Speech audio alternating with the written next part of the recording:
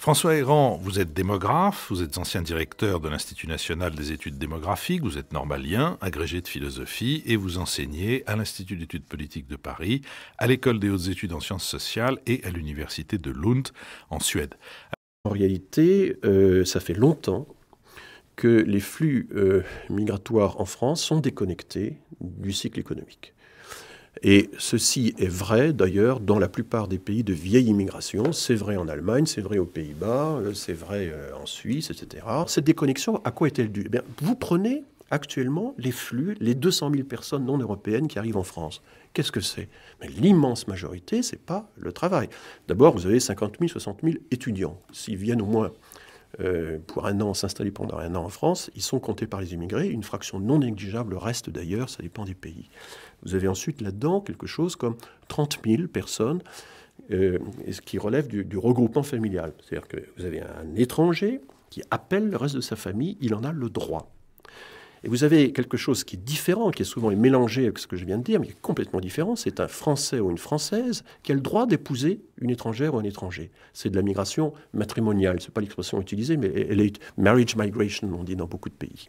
Cette migration matrimoniale est plus importante que le regroupement familial dont stricto sensu. C'est aux alentours de 50 000 personnes par an et non pas 35 000. Et puis, vous avez encore quelque chose comme 18 000 personnes introduites au titre de l'asile. Et puis à la fin, que reste-t-il ? 18 000 ou 17 000 malheureuses personnes. Encore là-dedans, vous avez des saisonniers qui reviennent chaque année. Si vous les enlevez, vous êtes plutôt aux alentours de 15 000 personnes qui entrent directement au titre du travail. Donc, ce qui se passe, c'est quoi ? C'est que l'immense majorité des migrants qui entrent chaque année en France, plus de 90%, entrent tout simplement parce qu'ils en ont le droit. Et non pas parce qu'ils sont appelés par tel ou tel mouvement économique, demande des employeurs, etc. Ils entrent parce qu'ils en ont le droit d'épouser qui l'on veut, le droit de vivre en famille, le droit qui n'est pas vraiment encore établi, mais qui finalement de facto est en train de se constituer, le droit d'aller faire ses études dans les bonnes universités étrangères, hein, que la France ne nie pas et organise d'une certaine manière. Et puis le droit d'asile. Donc c'est ça qui alimente notre immigration.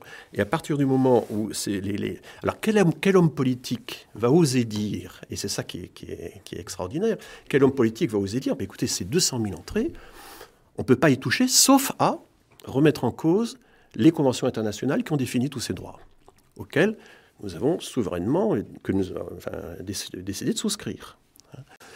Et lorsque, par exemple, Nicolas Sarkozy, au moment de la dernière campagne présidentielle, il s'est avisé tout à fait à la fin, en disant, mon Dieu, mais 200 000, c'est beaucoup trop, il faut diviser ça par deux. On va faire en sorte qu'il y ait 100 000 entrées et pas 200 000. Ah bon, on fait comment pour diviser par deux le droit de vivre en famille, le droit d'épouser qui l'on veut, le droit d'asile on peut raboter, on peut contrôler les mariages gris, les mariages blancs. Enfin, ça a été fait X fois, des quantités de lois se sont succédées, ne sont parvenues qu'à éroder légèrement les chiffres. Et Marine Le Pen a renchéri dans les jours qui ont suivi en disant non, il faut diviser par 10. Et puis ensuite, elle a dit il faut diviser par 20, puisqu'elle a dit il ne faut pas 200 000, il faut 10 000 personnes par an chaque année. C'est totalement irréaliste. Et là, il faudrait qu'effectivement les hommes politiques aient le courage de dire, mais écoutez, ça n'est pas les besoins de l'économie qui définissent les entrées des migrants, c'est simplement qu'ils en ont le droit. C'est un discours un peu fort, mais par exemple ce que fait l'OCDE, ou ce que font les discours, François Hollande lui-même avait dit une semaine avant le second tour, il faut moduler l'immigration en fonction de l'économie, et le Parlement, chaque année, votera le nombre de migrants de travail qui correspondra aux besoins de l'économie. Rien n'en a été fait, effectivement. Donc les 200 000, ils sont là. Comment voulez-vous les modifier ? C'est la grande question que je pose. Ce sur quoi j'insistais, c'était sur le fait qu'il suffit d'un flux d'entrée de migrants relativement faible, mais constant, des décennies durant, ce qui est notre cas. Et il suffit de cela pour que, effectivement, ça finisse par changer fortement la composition de la population.